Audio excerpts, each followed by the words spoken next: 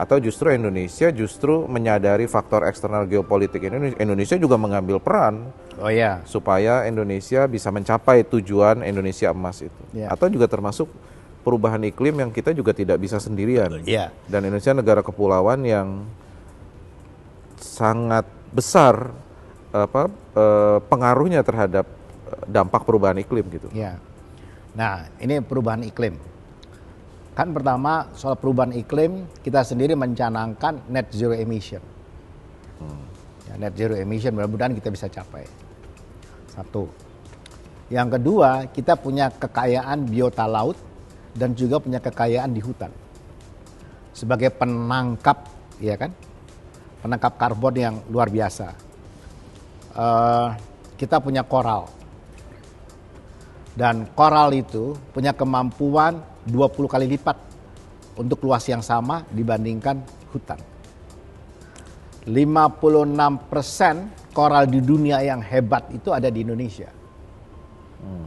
Dari 56% itu 80%, 60% ada di Papua. Nah, jadi kalau kelihatan sudah skalanya kelihatan kayak begitu, kita harus jaga itu.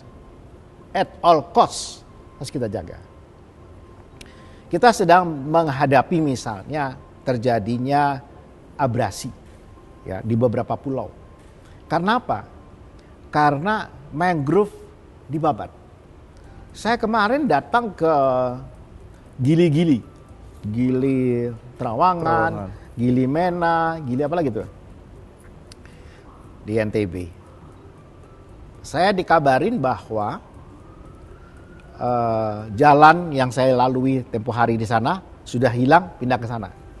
Anak saya yang kasih tahu. Wah, saya bilang nggak mungkin, Kak, nggak mungkin. Papa datang aja sendiri. Datang ke sana, saya juga cek di data sekunder, terjadi abrasi, kecepatannya 4 meter per tahun. Jadi habis. Kenapa? Karena mangrove-nya habis semua. Waktu saya tanya sama orang setempat, dia bilang nggak ada mangrove di sana dari dulu ya. Memang kita begini nih. Nggak percaya, saya bilang masa sih? Nah, saya lihat ada jenis mangrove yang ada di, jadi mangrove itu ada yang di laut, ada yang di pantai, di tepi pantai, ada yang berapa meter ke dalam pantai gitu. Saya bilang ini masih jenis mangrove kok saya lihat gitu. Tapi yang di laut nggak mungkin nggak ada. Saya sudah mau pulang. Kebetulan naik helikopternya polisi. Waktu saya mau naik begitu, di laut situ ada satu batang mangrove. Lalu mereka bilang, udah masuk, Pak, ini bukan mangrove kalau di kami. Apa dia bilang? Kayak nama kota itu Sengi. Artinya, dan mereka ditebangin. Kenapa ditebangin? Karena mahal jadi bonsai. Gila, knowledge seperti itu. Saya datang ke Belitung. Di Belitung saya menyaksikan ada 7 pohon ya. 7 pohon mangrove yang usianya 700-an tahun. Nah, tapi saya menyayangkan ada beberapa bekas batang-batang yang bisa jadi itu sudah pernah dipotong, sudah pernah dia mana. Nah, saya bilang ini harus segera diamankan. Gitu. Jadi mangrove itu kita kaya sekali, dan mangrove itu yang menjaga kita punya pulau-pulau. Dan mangrove itu juga menangkap itu oksidasi itu. Nah, jadi menurut saya itu harus secara besar-besaran perlindungan terhadap mangrove ini. Kayak pesisir utara Jawa apa segala macam kan sudah habis itu, udah nggak ada lagi. Nah, kalau kita mau replanting itu memang kita harus bangun terus di depannya lagi baru kita kasih kembali lagi dengan mangrove. Beberapa di Kepulauan Seribu masih ada itu mangrove itu. Nah, jadi dalam hal kita punya respect kepada climate change, Indonesia sebagai negara kepulauan dan di daerah Katulistiwa itu memang harus menjadi salah satu kontributor dan juga harus take action. Harus itu. Karena yang saya bilang tadi, kita punya kekayaan hutan itu. Karena itu kenapa kita mau lakukan replanting misalnya untuk di Kalimantan terhadap hutan yang rusak itu. Dan nursery, bagaimana kita mengembalikan hutan-hutan tropis kita tidak menjadi monokultur tapi heterogen hutannya. Nah kan, sekarang kan hutan dibabat jadi CPO.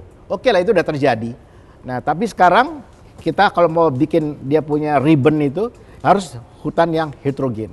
Nah karena itu yang sudah eksis sekarang itu ya kita jaga cukup sampai di situ, jangan lagi diperluas dan mulai kita masuk ke yang saya bilang downstream industrinya supaya nilai tambah yang dilakukan itu bisa berpangkatnya berlipat-lipat. Okay. Bukan hanya pangkat 2, bisa pangkat 3 gitu kan.